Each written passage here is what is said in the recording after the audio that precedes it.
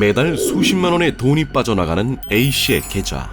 생활비 중에서 가장 큰 비용을 차지하는 월세 때문인데요. 그런데 또 한 번 인출되는 A씨의 월세. 월세를 한 달에 2번 낸다는 그에겐 어떤 사연이 있는 걸까요?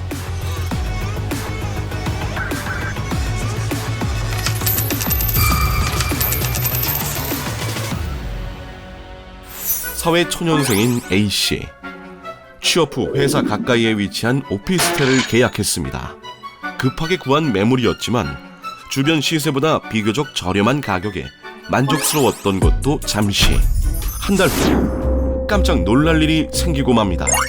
관리비 고지서에 20만 원이나 되는 금액이 청구된 건데요.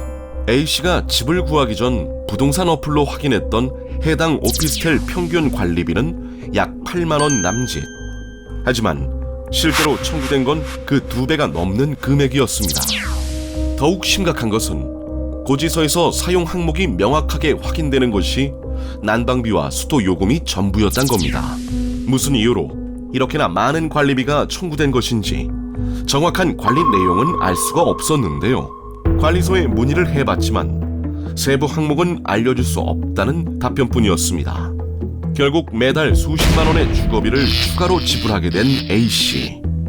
그야말로 제2의 월세 수준이었는데요. 고액의 관리비 문제는 비단 A씨에게만 생긴 일이 아닙니다. 대학에 합격한 뒤 학교 근처에 자취방을 구하려던 B씨. 부동산 중개 플랫폼을 통해 저렴한 월세 매물을 발견하고 해당 매물을 올린 부동산에 방문했는데요. 이때 처음 듣게 된 관리비 금액은 오히려 월세보다도 높은 금액이었습니다. 우리가 일상을 보내는 데 있어 많은 부분을 차지하는 주거 비용. 세부 항목을 알 수 없는 고액의 관리비는 이 주거 비용에 대한 부담을 늘리는 데 한몫하는데요.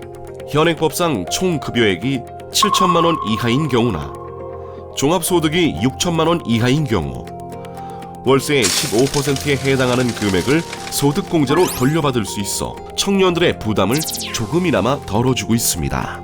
하지만 관리비는 세액공제가 불가능하기 때문에 관리비에 대한 부담은 고스란히 세입자가 떠안아야 하는 상황인데요. 현재 100가구 이상 공동주택의 경우 관리비 항목을 공개해야 하는 의무가 있지만 50가구 이하 소규모 주택의 경우 관리비 공개에 대한 의무가 없다는 것도 문제점으로 지적되어 왔습니다.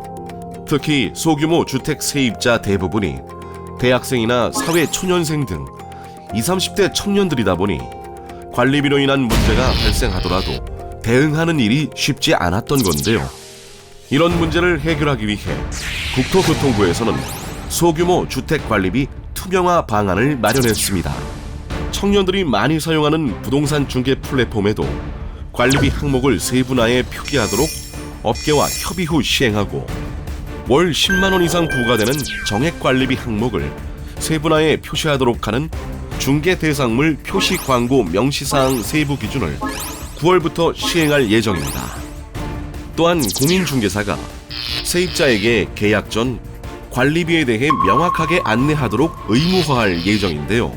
만약 중개 대상물의 정보가 다르거나 확인 및 설명의 의무를 이행하지 않을 경우 최대 500만 원의 과태료를 부과하도록 할 예정입니다. 관리비가 제2의 월세로 악용되는 구조를 차단하고 부당하게 관리비를 올리는 관행을 끊어낼 수 있도록 꾸준히 관리하는 국토교통부가 되겠습니다.